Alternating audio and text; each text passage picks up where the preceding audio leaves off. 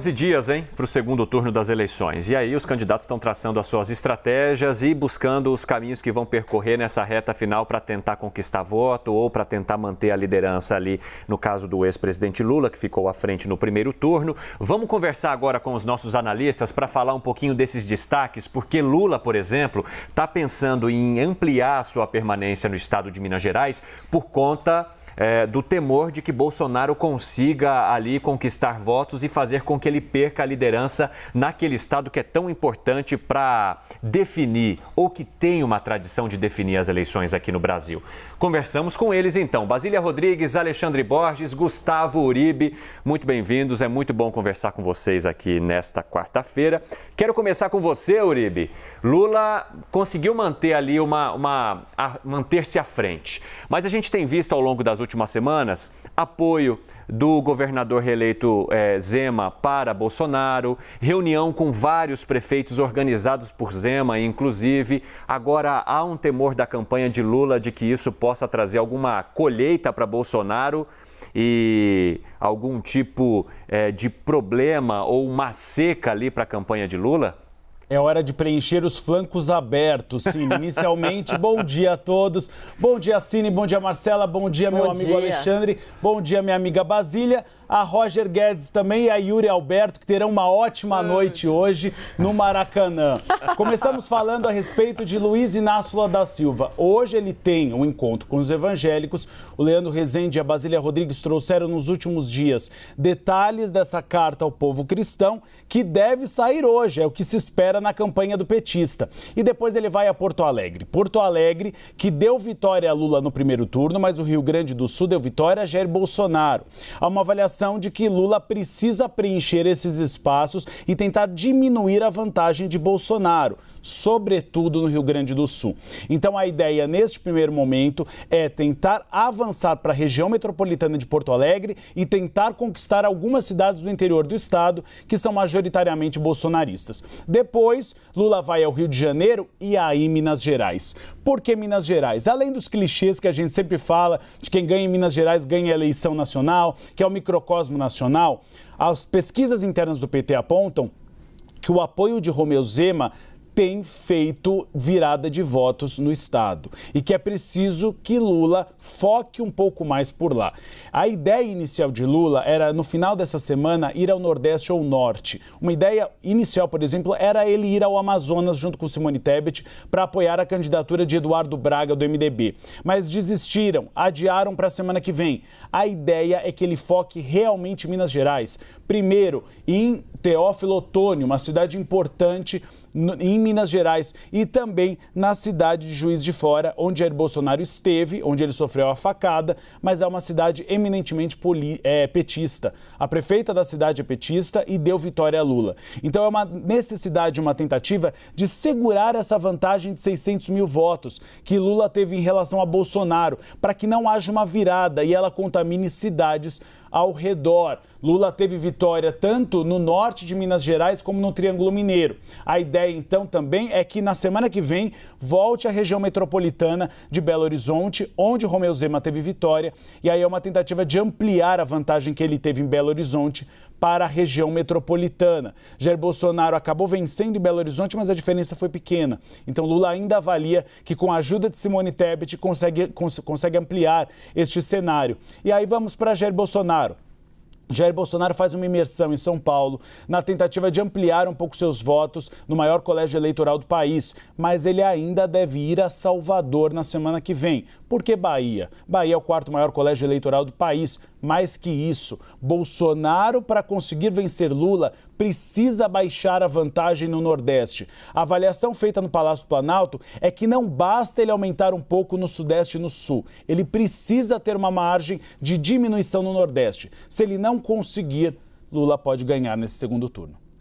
Basília, vamos falar um pouquinho então da carta aos evangélicos que o ex-presidente Lula vai ler daqui a pouquinho, no evento que já está acontecendo aqui em São Paulo, se essa carta tem de fato algum poder para virar voto para esse eleitor que, em sua maioria, apoia o presidente Bolsonaro. Bom dia.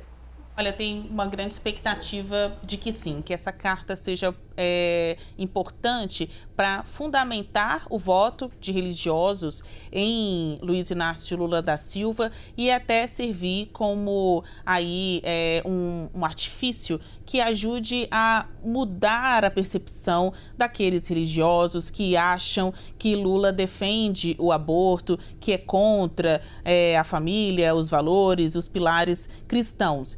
Tem aí um jogo, né, de mentiras e verdades, de constatações e também declarações que Lula, assim como Bolsonaro, também já fizeram em outros momentos de suas vidas políticas e pessoais. Então, em outros momentos houve afirmações que estão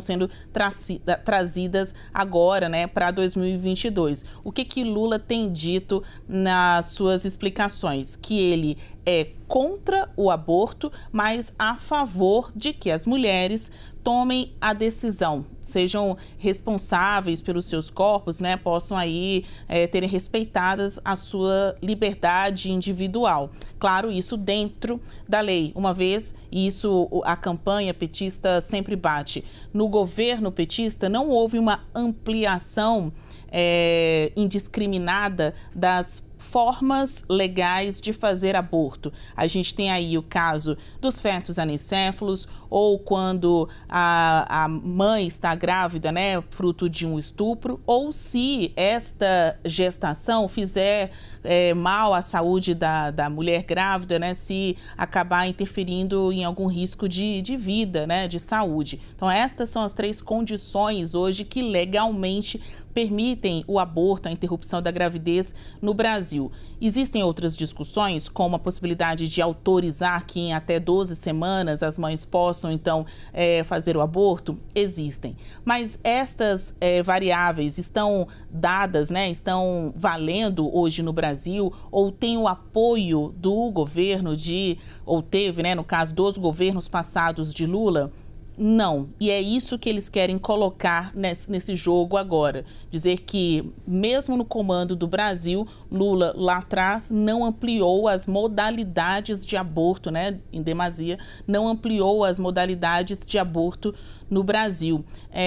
Tentar também mostrar para os cristãos, especialmente aos evangélicos, que não haverá fechamento de igrejas, que eles serão chamados para fazer parte dessas discussões sobre políticas públicas, né, que neste momento não é só o voto, tem o depois do resultado das urnas, que os evangélicos, os católicos, os cristãos ou não cristãos também serão chamados pelo governo para dar sua opinião, para debater. Enfim, a gente parte aí do ideal, que vários segmentos da sociedade sejam ouvidos antes de uma política pública ser colocada na prática. Bom, isso tudo vai estar na carta? Os seus auxiliares dizem que sim, em que Lula falará dessa liberdade religiosa, do respeito às religiões, aos valores cristãos, democráticos, às crenças, e essa questão da intolerância religiosa que permeia essa campanha de 2022 vai ser criticada na carta de Lula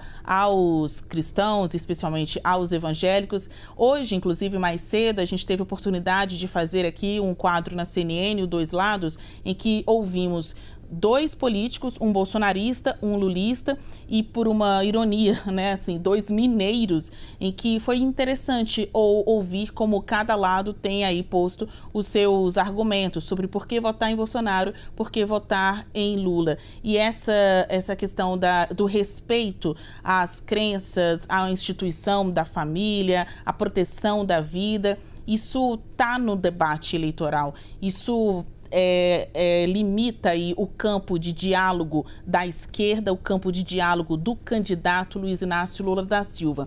Uma carta como essa vem para destravar, dizer que ele não está fugindo desse debate. Então, sim, muitas apostas, né, muitas expectativas estão sendo colocadas sobre esta carta para que ela sirva como uma forma de fundamento de quem já está com Lula, quem é religioso, católico, evangélico e vai votar em Lula, ou de quem tem dúvidas ainda no seu voto e pode ser demovido, né, mudar de ideia ao ler essa carta e ver que é um candidato que está se colocando comprometido com aquelas causas e sabe que sem o voto dos cristãos não vence estas eleições. A gente falou da questão propositiva da carta, também tem a questão combativa. Ela vem para combater as fake news, porque tem mentira na igreja, tem mentira nos templos, né? Apesar de mentir ser pecado, muitos fiéis estão se alimentando das temidas fake news e levando esse tom conflituoso para dentro das reuniões cristãs, né? Para dentro da igreja, para dentro dos templos. Esta carta de Lula, os debates podem ajudar, né? Podem ajudar a pacificar alguns pontos de dúvidas nessas discussões. Inclusive, a deputada federal eleita Marina Silva disse que essa carta é para todos os cristãos, não só para evangélicos, mas para pessoas de todas as religiões. Foi o que ela acabou de dizer aqui. A gente vai, de fato, aguardar para saber de que forma que Lula vai se comunicar, então, com os religiosos, depois de tanto debater se essa carta seria, de fato, feita ou não. Borges, além dessa carta para religiosos, que incluiriam todos os cristãos, não apenas para evangélicos, segundo a deputada federal Marina Silva, além das rotas que foram contadas aí pelo Uribe, né, Rio Grande do Sul, Sudeste com Rio de Janeiro, Minas Gerais, também Nordeste com Bahia, no caso de Jair Bolsonaro, para tentar conquistar alguma coisa por lá. O que você vê de mais relevante nessas estratégias a 11 dias das eleições? Bom dia, Evandro. Bom dia, Marcela. Bom dia, meus queridos Basília e Uribe. Olha, aqui nós temos 3 analistas, 2 flamenguistas, 1 corintiano, 2-1. Será que isso é uma dica para o resultado de hoje à noite? Não sei. Não. Mas se terminar 2-1, a gente sabe que nós demos sorte, né, Basília? Então, estamos aí na torcida para o tetracampeonato. O Flamengo vai vencer. Oi? O que importa é isso, o Flamengo vai vencer. Tem sentido que vocês estão formando um conluio contra Uribe. Também tô achando. Não, Uribe, não só Uribe. Tá 2-2, na verdade. De forma alguma.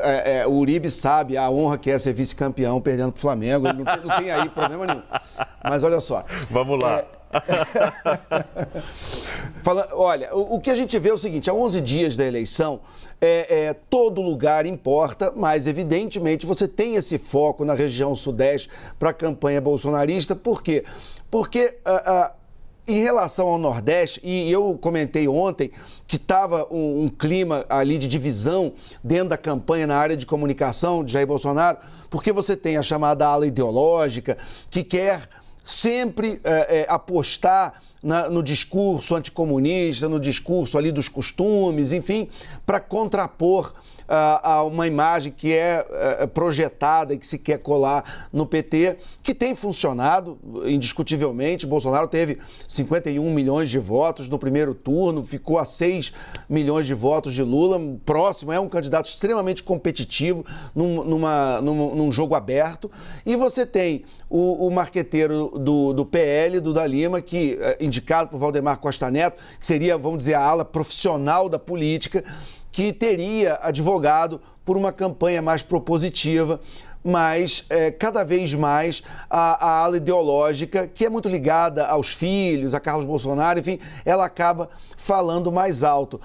Jair Bolsonaro tentou sair da sua zona de conforto quando ele sabe que ele tem que crescer nesse público de baixa renda, mas ele teve problemas no debate quando, por exemplo, ele se refere aos moradores do Alemão da maneira como se referiu, né? Quando ele disse que Lula estava cercado de traficantes, que ele não viu nenhum policial. Havia segurança da Polícia Federal, porque todo candidato tem a Polícia Federal acompanhando, então, evidentemente havia policiais com ele, mas não só, você tinha um mar de gente, de moradores, e ele disse que só tinha traficante, então realmente não pegou bem com aquele público. E também esse episódio muito complicado das meninas venezuelanas, o que também reforça uma certa falta de intimidade com a comunicação com o público de baixa renda, né?